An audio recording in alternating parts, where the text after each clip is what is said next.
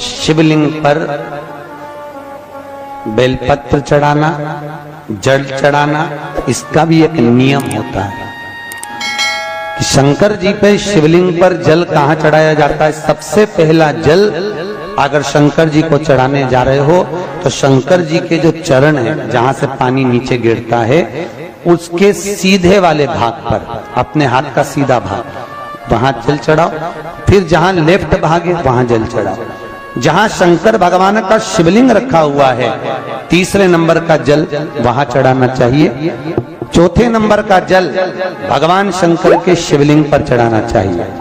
पांचवें नंबर का जल ऊपर अगर जलाधारी लगी हो तो उसमें चढ़ाओ, नी हो जलाधारी तो भगवान शंकर का जहां नंदी बैठा है, नंदी का एक पांव ऊंचा रहता है, उस पांव के पास में जल चढ़ाना चाहिए।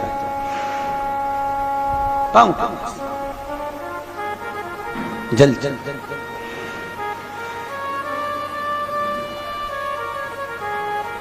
चरण के पास में। ऐसे 5 स्थान दिए हैं जल चढ़ाने के लिए। शिव जी का स्नान कितनी चीजों से होता है? 5 चीजों से। पंचामृत, दूध, बोलते जाओ, दही, फिर घी, शहद, फिर शक्कर।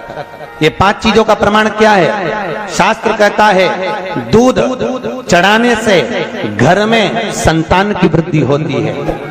दही चढ़ाने से भगवान शिव के, अगर शिवलिंग पर हम दही चढ़ाते हैं, उससे परिवार में प्रेम बढ़ता है। क्या बढ़ता है? प्रेम। फिर घी चढ़ाने से हमारे घर से रोग दूर होता है। शहद चढ़ाने से, भगवान शंकर पर जो शहद चढ़ाया जाता है, वो चढ़ाने से घर में संपदा की वृद्धि होती है। और 5वें नंबर पर भगवान को शक्कर, खांड, जो आप जानते होंगे, शक्कर आदि पिसी हुई चढ़ा देने से, शिव जी को चढ़ाने से हमारे घर के बच्चे जिद्दी नहीं होते। क्यों कहते हैं? जो बच्चा जिद्दपन करता हो, जो बच्चा जिद्दी रहता हो, तो क्यों कहते हैं कि अवधूतेश्वर महादेव का नाम लो और उसके हाथ में शक्कर की कटोरी देकर शंकर जी पे चढ़वा दो, बच्चा कभी जिद्दपन नहीं करता। अवधूतेश्वर महादेव का नाम लेकर सोमवार की अष्टमी के दिन चढ़ाया जाता है। सोमवार की अष्टमी को अवधूतेश्वर का नाम लेकर सूर्य नारायण भगवान को अर्घ दिया, और सूर्य नारायण भगवान को अर्घ देकर जिस पात्र से अर्घ दिया था वही पात्र ले जाकर जल शिव जी को चढ़ा दिया। जैसे कल आपको कथा में कहा था कि रविवार के दिन सूर्य नारायण भगवान को अर्घ देकर सोमवार के दिन उसी पात्र से शंकर को जल चढ़ाया जाए, तो जीवन में जो विघ्न आते हैं, तकलीफें आती हैं, रोग आता है, दुख आता है, कष्ट आता है, बीमारी आती है, या कोई विशेष परेशानी आ जाती है, तो वो अर्घ का कलश ले जाकर उसको जब आप सूर्य को चढ़ा देंगे, खाली हो जाएगा। उसी कलश को मांजना धोना नहीं, उसी को दूसरे दिन शिव जी पर ले जाकर उस जल को समर्पित कर देने पर फल की प्राप्ति। क्यों कहते हैं? जो बच्चा बार बार बीमार पड़ रहा हो, बार बार सर्दी हो रही हो, बार बार बीमार पड़ रहा हो, खांसी चल रही हो, बार बार हॉस्पिटल लेकर भागना पड़ रहा हो बच्चे को, छोटा सा अगर बच्चा है, 8 साल के अंदर बच्चा है और बीमार ज्यादा पड़ रहा है, तो आटे का दिया बनाओ, 4 बत्ती रखो, उसमें तिल्ली का तेल डालो, अवधूतेश्वर महादेव का नाम लेकर बच्चे के ऊपर से 21 बार उतारो और किसी चौराहे पर ले जाकर रख दो। जिंदगी में बच्चा कभी बीमार नहीं पड़ेगा, बच्चा स्वस्थ रहे, आनंद में रहे, आनंद में रहे, स्वस्थ की मूल। और वैसे भी प्रथम सुख, अरे बोलो तो, निरोगी काया।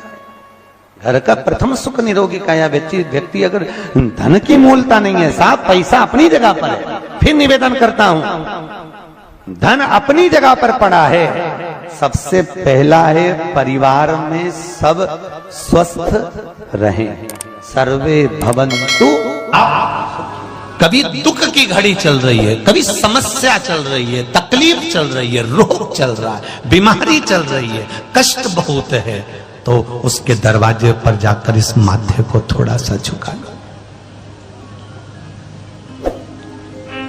कभी कभी अगर तुमको लगे कि मेरे जीवन में बहुत बीमारियों ने मुझे घेर रखा है, तो प्रयास करा करो कि बेलपत्र,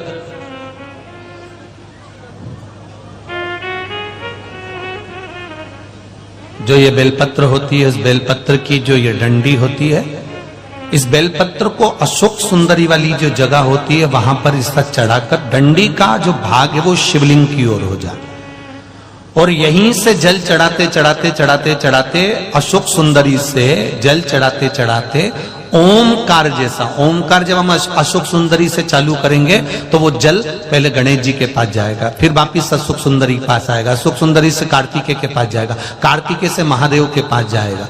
ऐसा ओमकार जैसा जल, जब तुम्हें लगे कि बीमारी बहुत घेर रखी है और बहुत बीमारी ने घेर लिया, कोई किडनी, कोई लीवर, कोई बहुत शरीर में कष्ट, कोई रोग बीमारी, या कहीं तुमको ऐसा लग रहा है कि मेरा गर्भ 20 साल हो गए, 22 साल हो गए, संतान नहीं, तब भी इस प्रयोग को जरूर करिएगा।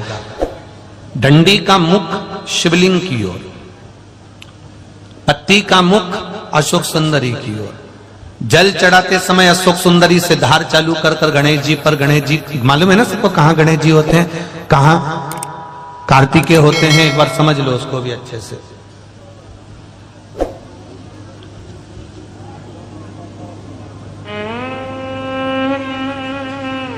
ये नीचे का गोल भाग, ये जल जाने का स्थान, ये शिवलिंग, बीच में जो मोटी सी लाइन होती है वो अशोक सुंदरी का स्थान है।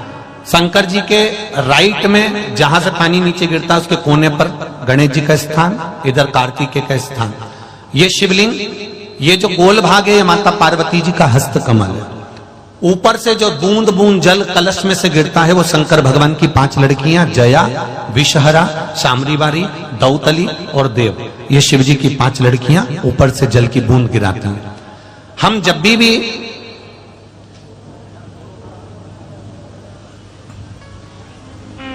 अगर इस कार्य को कर रहे हैं तो बेलपत्री जो चढ़ा रहे हैं वो अशोक सुंदरी वाली जगह पर बीच में चढ़ा दिया, डंडी का मुख इधर, जल चढ़ाना यहीं से चालू करा, यहाँ से गणेश जी पर गया, गणेश जी से अशोक सुंदरी का आया, अशोक सुंदरी से कार्तिकेय पर आया, कार्तिकेय से देवादिदेव महादेव पर आया। ये ओम बिंदु जल है, इसको हरिओम जल भी कहता है।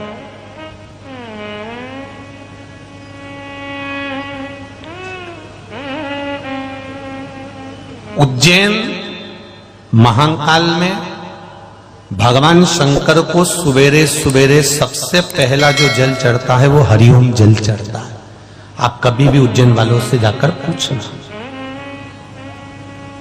भस्म रमैया मंडल से पूछना या उज्जैन के किसी एक व्यक्ति से पूछना या वहां के पंडा जी से पूछना कि हरिओम जल कब चढ़ता है, तो वो कहेंगे सबसे पहला जल सुबह का हरिओम जल चढ़ता है। इसको हरिओम जल भी कहते हैं।